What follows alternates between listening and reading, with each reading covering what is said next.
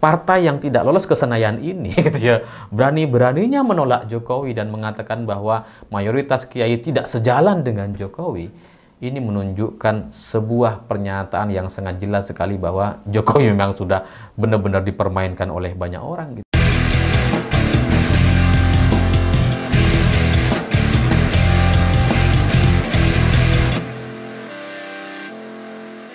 Selamat malam semuanya. Nasib Pak Jokowi setelah tidak menjadi Presiden Indonesia ternyata kemudian dipermainkan oleh banyak sekali elit partai politik di Indonesia. Dan ini menunjukkan bahwa nampaknya selama ini ketika Pak Jokowi masih menjadi Presiden, itu berhasil menyakiti banyak sekali orang. Dan hari ini orang-orang itu ingin membuat perhitungan dengan Pak Jokowi gitu. Karena muncul tiba-tiba soal ijazah palsu lagi gitu ya. Dan kemudian orang-orang yang sebelumnya sangat membela Pak Jokowi itu semuanya diem kayak pura-pura nggak tahu. Semua elit-elit partai diem aja tuh ketika Pak Jokowi dihajar dengan isu ijazah palsu. Dan dulu kalau kita ingat secara kepartaian, Pak Jokowi kan diperebutkan oleh banyak partai gitu. Misalkan PAN, ketuanya Zulhas bilang bahwa ya Pak Jokowi ini udah keluarga bagi PAN. Jadi udah nggak perlu kartu, lawang udah keluarga. Ya Pak Jokowi ini PAN banget lah menurut Pak Zulhas gitu ya. Dan kemudian ya didoakan supaya masuk kepada partai PAN dan sebagainya. Dan setelah itu, setelah partai PAN, Partai Golkar juga melakukan hal yang sama gitu. Wah, bagi Partai Golkar, Pak Jokowi ini adalah anggota tanpa kartu. Udah anggota dan nggak perlu kartu karena ini spesial khusus dan sebagainya. Dan banyak sekali elit-elit Partai Golkar itu mendoakan supaya Pak Jokowi memilih Partai Golkar. Tapi itu dulu ketika Pak Jokowi belum dipecat oleh PDI Perjuangan, ketika Pak Jokowi masih menjadi anggota kader PDI Perjuangan.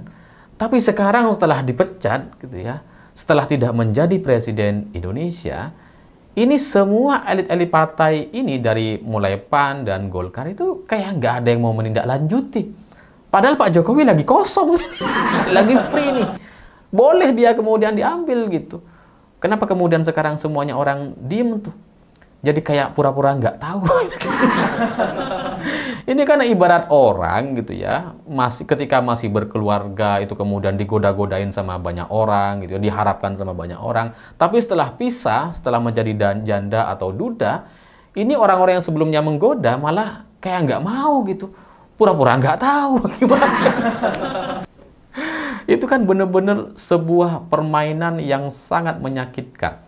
Dan orang-orang ini, elit-elit partai ini dari Golkar dan PAN, nampaknya mereka paham betul gitu. Dulu mereka coba memuji gitu ya, coba menyanjung-nyanjung Pak Jokowi dengan harapan ya sekarang seperti ini gitu. Mereka tahu pada akhirnya akan seperti ini. Mereka tahu bahwa ketika mereka dulu memuji seolah-olah Pak Jokowi itu sangat diharapkan, mereka tahu betul endingnya akan seperti sekarang. Gak ada satupun yang mau Pak Jokowi masuk ke partainya gitu. Dan semua yang mereka sampaikan sebelumnya itu cuma omon-omon dulu. Ya mirip mantan-mantan kalian gitu, yang hanya memberikan janji-janji palsu tanpa kepastian ini. Dan bagi saya, Golkar itu bisa dibilang ya sudah menipu Pak Jokowi gitu. Sudah sangat-sangat menipu. Karena sebelumnya itu paling gencar sekali, paling getol.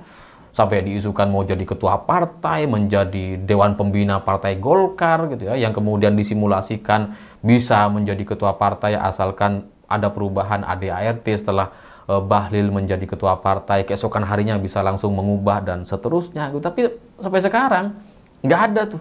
Nipu semua. Bahkan yang lebih menyakitkan, yang membuat saya berpikir bahwa Pak Jokowi benar-benar dipermainkan. Kemarin tiba-tiba muncul survei dari indikator terkait ijazah palsu Jokowi. Ya, dari survei itu secara umum mayoritas masyarakat atau 60% katanya masyarakat itu tidak percaya Pak Jokowi memalsukan ijazahnya atau tidak percaya bahwa ijazah Pak Jokowi itu palsu. Mayoritas tidak percaya katanya. Tapi yang menarik dari survei ini ada satu bom gitu, di mana ada salah satu pertanyaan kepada para pemilih gitu ya, yang kemudian disimpulkan bahwa ternyata hampir setengah dari pemilih atau orang-orang loyalis Partai Golkar itu yang meragukan ijazah Jokowi. Atau bahkan mereka meyakini bahwa Jokowi memalsukan ijazah UGM. Nilainya 45,4% dari pemilih Partai Golkar. Hampir setengahnya. Ini secara survei mengejutkan. Karena kalau dibandingkan dengan partai lain, misalkan PDI Perjuangan, dari survei yang sama, dari pertanyaan yang sama soal ijazah Jokowi, itu dari PDI Perjuangan saja hanya 25% pemilih yang mencurigai ijazah Pak Jokowi itu palsu. Bahkan dari PKS yang 10 tahun menjadi oposisi Jokowi, itu juga hanya 24% yang mencurigai ijazah Pak Jokowi itu palsu. Tapi Golkar 45,4%, hampir setengahnya. Ini seolah-olah ingin menjadi sebuah data yang dianggap valid dan bisa diakui bahwa Partai Golkar tidak bisa menerima Jokowi. Itu nanti bisa dijadikan alasan gitu. Kalau Pak Jokowi masuk ke Partai Golkar ini nggak sesuai dengan suara pemilih. Karena hampir setengah dari para pemilih Partai Golkar itu mencurigai ijazah Pak Jokowi palsu. Jadi itu bisa dijadikan alasan oleh para elit partai. Oh, Pak Jokowi nggak bisa masuk ke Golkar, loh pemilih Golkar nggak terima kok. Jadi ini kan benar-benar dipermainkan betul gitu ya. Jadi orang-orang elit-elit Partai Golkar itu sedang menikmati permainan ini dan bahkan memunculkan survei yang seperti itu. Saya nggak tahu bagaimana kemudian metode survei bisa memunculkan data yang begitu, tapi survei indikator itu sudah dipublikasikan dan sudah ada beritanya di mana-mana.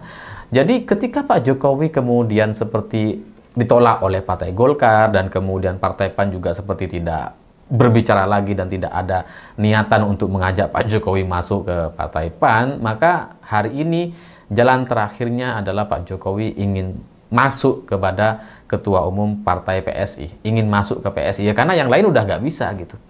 PAN nggak ada suara, Golkar juga memberikan penolakan yang keras, bahkan kemarin terbaru lewat survei, ya meskipun itu katakanlah oh, itu kan survei indikator, Golkar tidak ikut-ikutan, tapi tapi gimana caranya kita bisa percaya dengan klaim-klaim yang seperti itu? Gitu. Jadi ketika Pak Jokowi tidak diterima oleh semua partai yang sebelumnya mengajaknya dan kemudian berniat untuk masuk ke PSI, itu bagi saya adalah sebuah jalan terakhir, adalah sebuah kekalahan politik dari seorang Jokowi yang menunjukkan bahwa semua opsi yang sudah dia buat ketika masih menjadi presiden, hari ini semua opsi itu tidak ada yang berjalan, sehingga satu-satunya yang memungkinkan hanya PSI. Tapi di PSI sendiri pun Pak Jokowi nampaknya masih ragu untuk masuk gitu. Dan karena kemarin Pak Jokowi tiba-tiba bilang ya kalau maju harus dihitung bisa menang atau enggak. Ya karena ketika Pak Jokowi masuk ke dalam PSI itu akan sulit sekali diterima oleh banyak orang, termasuk orang-orang dari internal PSI sendiri, karena muncul lelucon yang sangat serakah sekali gitu. Karena bagaimanapun Kaisang adalah anak Pak Jokowi, sehingga kalau Pak Jokowi jadi ketua umum PSI, Kaisang mau jadi apa? Kaisang mau jadi apa gitu? Mau jadi gubernur udah tutup kan?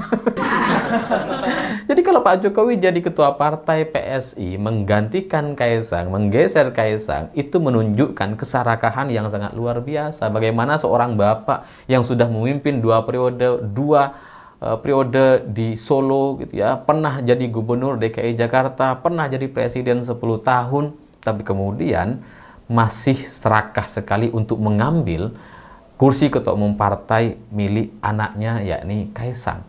Jadi narasi-narasi ini mungkin tidak terdengar di luar, tapi di internal PSI nampaknya itu sangat solid sekali terdengar gitu, sangat kencang sekali. Wah, kalau Jokowi masuk itu akan jadi lelucon gitu. Masa anaknya digeser sama bapaknya. Ini serakah sekali, padahal bapaknya udah jadi presiden 2 periode gitu. Kok masih mau-maunya gitu? Di mana-mana yang namanya bapak sudah pernah jadi presiden, yang menyerahkan ke anaknya, bukan mengambil hak anaknya. Maka ketika opsi ini seperti juga kemudian ada penolakan atau tidak terlalu solid dan membuat Jokowi ragu, tiba-tiba muncul usulan dari P3 agar Pak Jokowi menjadi ketua umum partai P3, dan usulan ini disampaikan oleh Ade Irfan Pulungan, ketua Mahkamah Partai P3. Jadi isu ini kemudian dibicarakan, wah, kemudian diimajinasikan kalau Pak Jokowi nanti jadi ketua partai, wah P3 bisa menjadi partai papan tengah, ya, tidak degradasi seperti sekarang, bisa naik atau bahkan suaranya bisa lebih baik dari PAN dan PKB, misalkan gitu ya. Muncullah harapan-harapan yang seperti itu, tapi itu pun ternyata nggak lama gitu ya. Tiba-tiba hari ini salah satu elit partai P3 juga menyampaikan bahwa usulan agar Pak Jokowi menjadi ketua partai P3 itu tidak pernah dibahas dalam forum apapun. Dan soal Jokowi menjadi ketua partai P3 itu sangat-sangat berseberangan dan tidak sejalan dengan para kiai. Jadi ini bisa dipastikan apa yang disampaikan oleh Ade Irfan Pulungan itu cuma omong kosong belaka gitu. Saya nggak tahu apakah Ade Irfan ini sengaja memainkan Jokowi gitu ya, supaya Jokowi merasa masih diharapkan, oh masih nih gitu ya, masih ada yang pengen nih gitu ya, terus kemudian dipatahkan sama elit partai P3 yang lain yakni Roma Hurmuzi gitu ya. Jadi ini nggak ngerti saya apakah ini permainan atau betul-betul sebuah usulan yang disampaikan oleh Ade Irfan, tapi tetap saja kesimpulannya ini menunjukkan bahwa Jokowi tidak diharapkan. Ketika Pak Jokowi kemudian ditolak oleh P3 dengan alasan mayoritas para kiai tidak sejalan dengan Pak Jokowi. Ini sebenarnya adalah penolakan yang sama seperti yang dilakukan oleh Partai Golkar. Ya, Pak Jokowi nggak bisa jadi ketum. Intinya kan cuma itu, gitu ya. Di Golkar juga sama. Muncul penolakan yang seperti itu. Pak Jokowi nggak bisa jadi ketum karena ketum itu harus pernah menjadi pimpinan daerah, gitu ya. Dan kalau di P3 nggak ngerti apakah ada syarat-syarat yang seperti itu. Cuma kalau di Partai Golkar, kita bisa memahami gitu ya. Partai Golkar itu adalah partai besar, para seniornya banyak, ada JK dan sebagainya gitu ya. Sehingga tidak mudah untuk kemudian melakukan konsolidasi dan membuat semua elit Partai Golkar itu sepakat dengan Jokowi. Tidak mudah memang untuk menjadi ketua Partai Golkar. Tapi P3, partai yang tidak lolos ke Senayan ini gitu ya, berani-beraninya menolak Jokowi dan mengatakan bahwa mayoritas kiai tidak sejalan dengan Jokowi. Ini menunjukkan sebuah pernyataan yang sangat jelas sekali bahwa Jokowi memang sudah benar-benar dipermainkan oleh banyak orang gitu. Saya nggak bisa membayangkan bagaimana perasaan seorang Jokowi yang sebelumnya diberikan angin surga. Diusulkan menjadi ketua partai P3 tapi kemudian dipatahkan dan katanya mayoritas kiai tidak sejalan dengan Pak Kiai. Ini terdengar seperti cerita yang sangat luar biasa menyakitkan. Karena pernyataan-pernyataan semacam ini, penolakan yang seperti ini, itu dulu tidak pernah terdengar gitu. Di telinga Jokowi nggak pernah ada tuh. Yang tidak masuk akal pun dulu gitu bisa dilakukan. Tapi hari ini, yang kelihatannya sangat kecil dan remeh-temeh seperti partai P3 pun, itu Pak Jokowi nggak bisa masuk. Ya, saya nggak ngerti kenapa Pak Jokowi kemudian tidak diterima oleh semua partai gitu ya. Baik itu Golkar, PAN, kemudian sekarang P3, bahkan PSI sendiri juga kemudian seperti ragu-ragu untuk menerima Jokowi gitu. Saya nggak ngerti ada masalah apa, tapi dalam kesimpulan saya ya itu adalah bagian dari karma atau balasan orang-orang elit partai yang selama ini tidak suka dengan Jokowi. Dan sekarang mereka ingin menumpahkan semuanya gitu. Mereka nggak mau dan kemudian menyampaikan penolakan yang keras seperti itu. Jadi ya tidak mudah memang menjadi pensiunan presiden. Dan ya nggak ngerti apakah Pak Jokowi masih bisa punya peluang untuk masuk ke dalam partai politik. Karena kalau di P3 saja ditolak, ya gimana di partai lain? Itu pasti akan jauh lebih sulit dibandingkan yang pernah diimajinasikan dan diprediksi oleh Pak Jokowi ketika masih berkuasa dan berada di istana. Saya pikir itu. Terima kasih sudah menonton. Begitulah kura-kura.